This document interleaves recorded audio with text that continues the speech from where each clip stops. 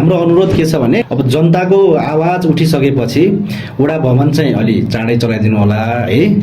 अब कहिलेसम्म चलाउनुहुन्छ त्यो पनि ठ्याक्कै भनिदिनुहोस्। म अब मर्मत गर्दा गर्दै म सञ्चालन गर्छु बत्ती पुग्ने बित्तिकै भने पनि एउटा कुरा अनि मैले तपाईलाई अघि नै भनिसके, मैले मर्मत तल्लो तला गरिसके, माथिल्लो तलाका झ्यालहरू मर्मत नुहुँदा पनि म पर्दा हालेर भए पनि बत्ती पुग्दा बित्तिकै म कार्यालय त्यहाँबाट सञ्चालन गर्छु। यो मेरो तपाईलाई प्रतिबद्धता भयो। मैले कार्यालय सञ्चालन गर्न सकिनँ भने तपाईले पुनः मलाई क्वेसन गर्नु होला, तेर्स्याउनु होला, त्यसपछि म जवाबदेही हुनेछु। मेरो काम कर्तव्य भनेको नै खालीका जनताको हक हितका लागि लड्ने हो र त्यहाँको जनतालाई सेवा दिने हो। हाम्रो चाहिँ खाकुनाल गाउँपालिका वडा नम्बर 2 को वडा भवन चाहिँ अब अहिलेसम्म सञ्चालन नहुनुको कारण के होला अध्यक्षज्यू?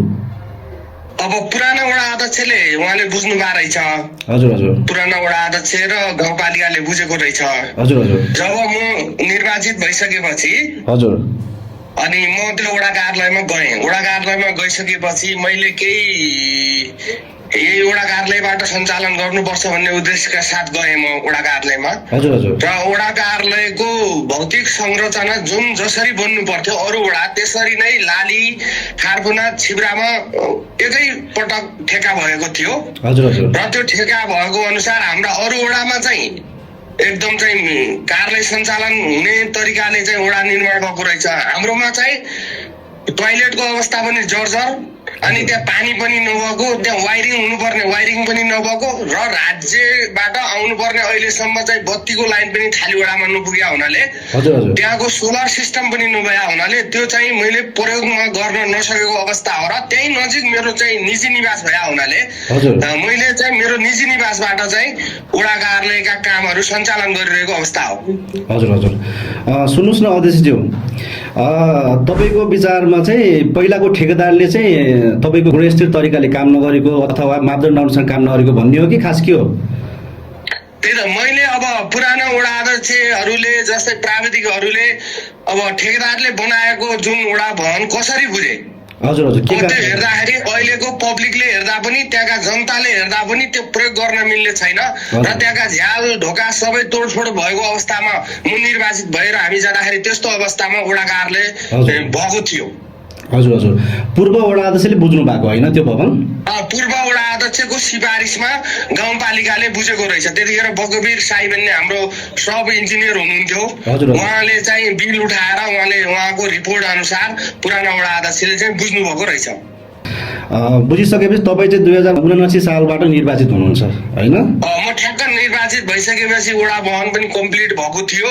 तर त्यहाँ चाहिँ जसरी चाहिँ अरू वडा कार्यालय जस्तै बन्नु पर्थ्यो त्यसरी चाहिँ नबनिएको अवस्था जुन अहिले पनि छ त्यो अहिले पनि देखिन्छ। र तल्लो तलामा चाहिँ मैले तल्लो तलाका झ्यालहरू, त्यहाँकै अजारकहरू, त्यहाँकै अलिकति उठ्याउला चाहिँ मान्छेहरूका कारण तोडफोड भएको अवस्था थियो र त्यसलाई चाहिँ मैले मर्मत गरेर 5 लाख रुपियाँ मैले मेरो वडाको बजेट हालेर मैले पोहोर साल त्यहाँको तली सिमेन्टको पिसिसी र 12वटा झ्यालहरू एकदम चाहिँ व्यवस्थित ढङ्गले तल्लो तला चाहिँ प्रयोग गर्न मिल्ने बनाएको अवस्था छ अहिले। हजुर हजुर। अनि तपाईँको जुन त्यो भवन चाहिँ कति लाखको थियो, के थियो बजेट हजुर? त्यो चाहिँ भवन खास 64 लाखको हो। तर अब त्यतिखेर यहाँ चाहिँ अब ठेकाको प्रक्रियामा चाहिँ जस्तै हजुरको चाखे बाँड्ने चलन हुन्छ नि। हजुर हजुर। अब त्यो चाखे बाँड्ने चलन भए हुनाले अब भुक्तानी त अब त्यो धरौटी सहित 64 लाख नै हो। हजुर। तर ठेकेदारले गरेको काम मेरो विचारले चाहिँ 48, 50, 52 को रेन्जमा उहाँले चाहिँ काम गरेर त्यो बिल्डिङ बुझाएको अवस्था देखिन्छ। अब चाहिँ कहिलेबाट चाहिँ सञ्चालन गर्ने तयारीमा हुनुहुन्छ, के छ त्यसमा? आज तपाईँले यो जुन यो तपाईँको मिडिया सायद जेएनजी मिडिया होला जस्तो लागिरहेछ होइन? त्यही भएर त मैले के भन्न चाहन्छु भने माथिल्लो तला हामी अहिले त्यहाँका झ्यालहरू कुनै पनि झ्यालहरू सध्य छैनन्, त्यहाँ सबै तोडफोड छन् त्यहाँका। हजुर हजुर। र अहिलेको मुख्यमन्त्री स्वरोजगार कार्यक्रमले त्यो घेरबार गरिरहेको अवस्था छ अहिले। र हामी असार भित्रमा माथिल्लो तलालाई पनि केही मर्मत गरेर हामी प्रयोग योग्यमा ल्याउँछौँ। त्यो ल्याउनुको कारण के भन्दाखेरि अहिले बत्ती पनि लाइन त्यहाँसम्म तानिसकिएको छ र प्रदेश सरकारबाट पनि खारपिना वडा कार्यालय र थाली वडा कार्यालयलाई रु 25 लाख रुपियाँ विनियोजित गरिएको छ। र त्यो सोलर पनि हाम्रो जिल्ला ऊर्जा कार्यालयबाट त्यो जोडन भइसकेपछि हामी त्यहाँ कम्प्युटरदेखि लिएर हाम्रा के प्रिन्टरहरू के चाहिने हो त्यो लिएर हामी वडा कार्यालयबाटै हामी काम सञ्चालन गर्नेछौँ। सुन्नुहोस् न अध्यक्षज्यू, अब हजुरले भन्नुभयो कि पहिलाको वडा अध्यक्षको सिफारिस मार्फत बुझिएको वडा भवन तपाईँको भनौँ अब मापदण्ड अनुसार नपुगेकै भनौँ न, एउटा गुणस्थिर नभएको कारणले चाहिँ तपाईँले बुझ्नु भएन।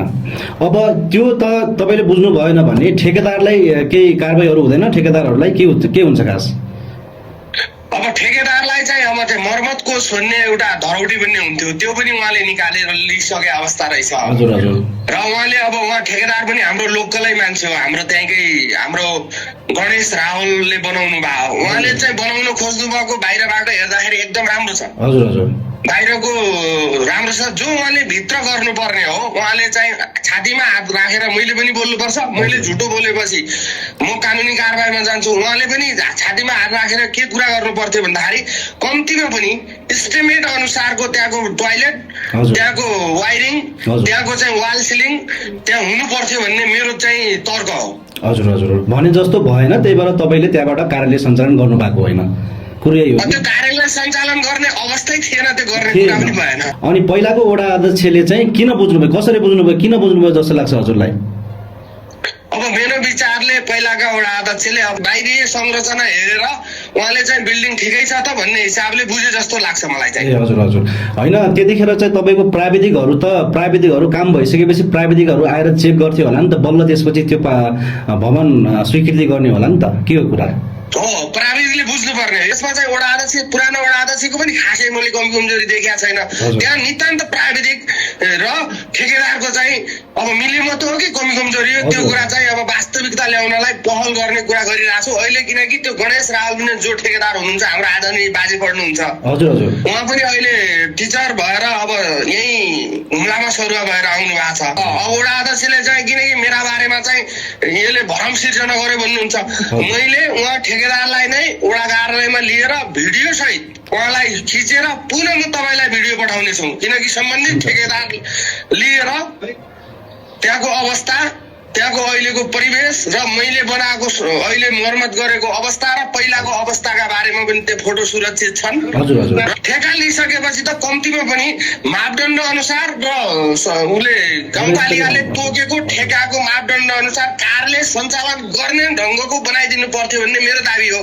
ठिकै छ अध्यक्ष, अब मैले एउटा प्रसङ्ग चाहिँ जोडिहालेँ। मैले अस्ति गाउँपालिका अध्यक्षलाई मैले फोन गरेको थिएँ, गाउँपालिका अध्यक्षलाई यही प्रसङ्ग ल्याऊँ, अघिकै प्रसङ्ग ल्याऊँ, जुन भवनको प्रसङ्गमा उहाँले भन्नुभएको थियो यो चाहिँ सही तरिकाले भएन भनिसकेपछि मैले चाहिँ कारबाही गरौँ, होइन कारबाही गरौँ भन्दा पनि त्यहाँको जनताले अब खै अब कोही मान्दैनन्, होइन त्यहाँको मान्छेले मान्दैनन् भन्ने प्रसङ्ग उठाउनु भयो। यो के हो खास?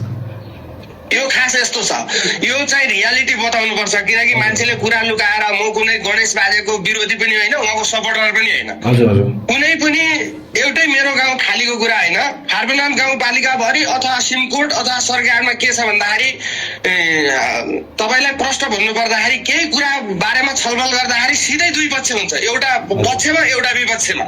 हजुर हजुर। केही एक्सन गर्न खोज्यो भने कोही चाहिँ रोक्ने पक्षमा हुन्छन्, कोही कारवाही गर भन्ने पक्षमा हुन्छन्। त्यसको लागि जुन त्यो द्वन्द्व, ठुलो द्वन्द्वको सिर्जना भए हुनाले केही कुराहरू हामीले कारवाही गर्न नसकेको अवस्थामा हामीले जे गर्नुपर्ने हाम्रो काम कर्तव्यबाट अलिकति हामी पछाडि हटिआयो कि भन्ने त्यो क्लियर कुरा त्यो पनि हो, यथार्थ कुरा चाहिँ। भनेपछि यसमा चाहिँ जनतामा पार्टीगत कुरै आउँछ होला त्यसमा, होइन पार्टीगतबाटै हो अथवा आफन्त के हो? नम्बर 1 पार्टीगत कुरा, नम्बर 2 आफन्त। जस्तै हाम्रो त थालीमा तपाईँलाई थाहा छ नि, भोरियापट्टि छ, मुखियापट्टि छ, बडापट्टि छ, जेठारा छन्, माथिघर छन्। यिनीहरू माथि केही केस लाग्यो भने माथिघरहरू उसको पक्षमा बोलिदिने। हजुर हजुर। मुखियापट्टि अहिले म वडा अध्यक्ष मुखियापट्टिको छु, मैले केही गल्ती गर्दा पनि मेरा चाहिँ सन्तानहरूले होइन वडा अध्यक्ष ठिक छ, अरू बेठिक छन् भन्ने हिसाबले कुरा तर्क वितर्क आइदिने। यो समस्या बडो जर्जर अवस्था छ। यसको निराकरण गर्नका लागि तपाईँ जतिकै सचेत चाहिँ एउटा पत्रकारले र थालीका सचेत चाहिँ युवा पढे लेखेका युवाहरूले सबैलाई घर घरबाट नै एउटा स्कुलिङ गरेर एउटा क्लास दिएर त्यहाँको त्यो अवस्थालाई चाहिँ हामीले निकटमा पार्नुपर्छ जस्तो मैले देखेको छु। ओहो, एकदम सही कुरा हो। जनचेतना फैलाउनु पर्ने अवश्य छ है। अब त्यसमा तपाईँहरू पनि लाग्नुहोस्, तपाईँ एउटा वडा अध्यक्ष जस्तो मान्छे हुनुहुन्छ, अध्यक्ष एउटा वडाको प्रमुख हो तपाईँ चाहिँ, होइन? अब हामी त आफ्नो ठाउँबाट भइ नै हाल्छ।